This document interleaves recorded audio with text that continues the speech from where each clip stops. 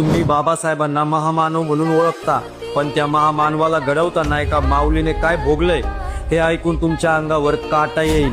ही गोष्ट आहे त्यागमूर्ती रमाईची। जेव्हा बाबासाहेब लंडनला शिकण्यासाठी गेले होते तेव्हा तिकडे रमाईची अवस्था काय होती माहीत आहे का? सत्याग्रह आणि चळवळीसाठी साहेब घराबाहेर असायचे आणि घरामध्ये अन्नाचा कणही नसायचा। रमाई पहाटे उठून लोकांच्या घरी धुनी भांडी करायला जायच्या।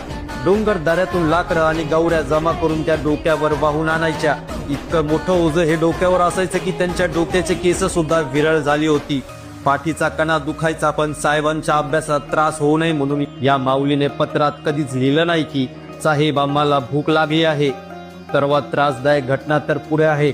घरात 18 विश्व दारिद्र्यात आणि रमाईचा लाडका मुलगा राजरत्न आजारी पडला। औषधाला पैसे नव्हते। एका बाजूला समाजाचा संसार सारवण्यासाठी लढणारे बाबासाहेब आणि दुसऱ्या बाजूला स्वतःचा पोटचा गोळा वाचवण्यासाठी तडफडणारी रमाई। योग्य वेळेवर औषधही मिळाली नाही आणि त्या माऊलीच्या मांडीवर तिच्या काळजाच्या तुकड्याने राजरत्नाने प्राण सोडला। स्वतःचं मूल गेलं तरीही रमाई खचल्या नाहीत।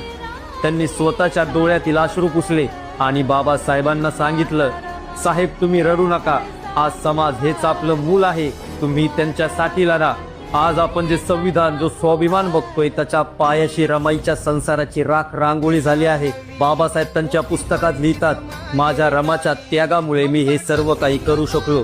आज ज्या माऊलीने आपल्यासाठी पोटाचा गोळा त्याग केला, एक नाही दोन नाही तब्बल 4 मुले त्यांची मरण पावली, अशा त्या महान आईला, अशा त्या महान मातेला विनम्र अभिवादन।